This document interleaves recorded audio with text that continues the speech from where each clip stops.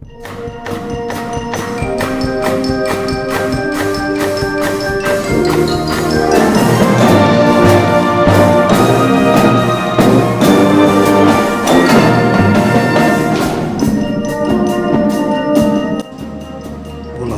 eu sou Paulo Sérgio da Silva, presidente da Associação Cultural Banda de Música Branca da Mota Fernandes, a ACBMF.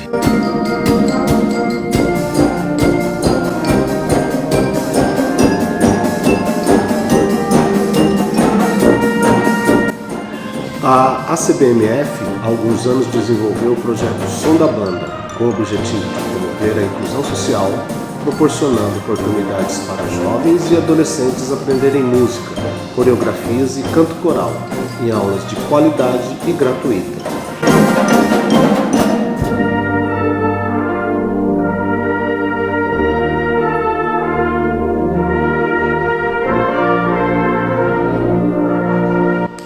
São oferecidos cursos de instrumentos de sopro, da família dos trompetes, trombones, eufônio, trompa e tuba, e percussão popular, erudita e rudimentar, além de aulas de color guard, canto coreográfico, canto coral e baliza.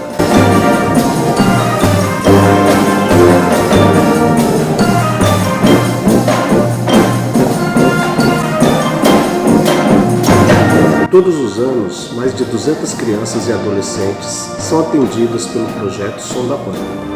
O aluno não precisa ter instrumento musical, pois o projeto tem toda a estrutura necessária para atender a todos os inscritos.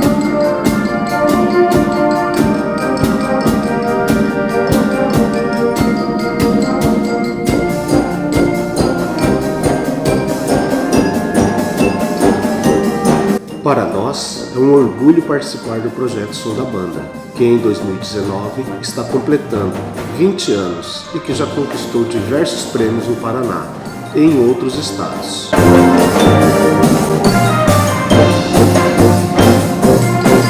As crianças e adolescentes são o futuro. Investir nelas é garantir que as gerações que virão possam viver numa sociedade melhor e mais próspera.